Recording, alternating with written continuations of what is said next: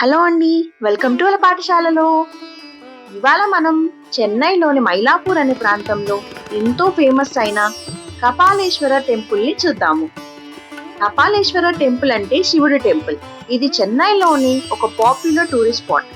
దీన్ని చూడడానికి ఎన్నో దేశాల నుండి కూడా టూరిస్టులు వస్తూ ఉంటారు. రోజు చాలా మంది ఇక్కడ దర్శనానికి వస్తూ ఉంటారు.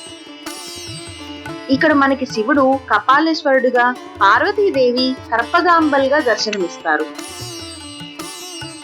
ఈ గుడి పల్లవ రాజుల చేత నిర్మించబడిందని చరిత్ర చెబుతుంది.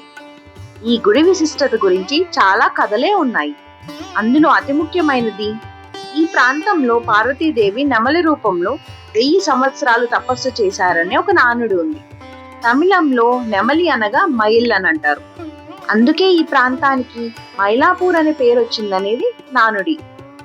ఇంకొక కథ ప్రకారం, ఒకనాడు శివుడు మరియు బ్రహ్మ కైలాసంలో కలిసినప్పుడు బ్రహ్మ అహంకారంతో శివుణ్ణి పరమేశ్వరునిగా అంగీకరించలేదు.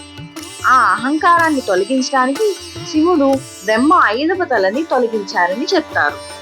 5వ తల అహంకారానికి ప్రతీక. తన తప్పును తెలుసుకున్న బ్రహ్మ ప్రపంచమంతా తిరుగుతూ శివుణ్ణి ఆరాధించసాగారు. చివరికి ఈ ప్రాంతానికి వచ్చి శివుణ్ణి లింగ రూపంలో ఆరాధించారు. బ్రహ్మ భక్తికి మెచ్చిన శివుడు ఆయన్ని క్షమించారనేది చెప్తూ ఉంటారు. బ్రహ్మ 5వ తలకి అనగా కపాలంకి ప్రతీకగా కపాలేశ్వర టెంపుల్ అని పేరు వచ్చిందనేది ఒక నానుడి. ఈ గుడిలోకి మనం ఎంటర్ అయిన వెంటనే మనకి గణపతి మరియు కుమారస్వామి దర్శనమిస్తారు.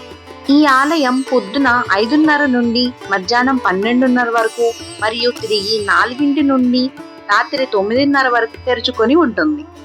మరియు ఈ ఆలయానికి 2 గోపురాలు ఉన్నాయి. ఒకటి తూర్పు వైపు ఉంటుంది, ఇంకోటి పడమర వైపు ఉంటుంది. ఈ ఆలయానికి ఒక పెద్ద కోనేరు కూడా ఎంతో అందంగా కనిపిస్తూ ఉంటుంది.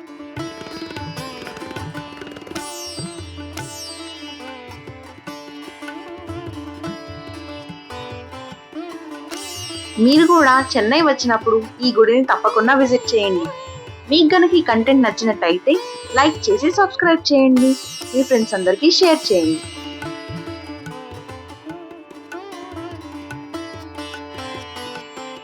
ఇలాంటి మరిన్ని ఇంట్రెస్టింగ్ వీడియోస్తో మీ ముందుకు మళ్ళీ వస్తాం. Thank you.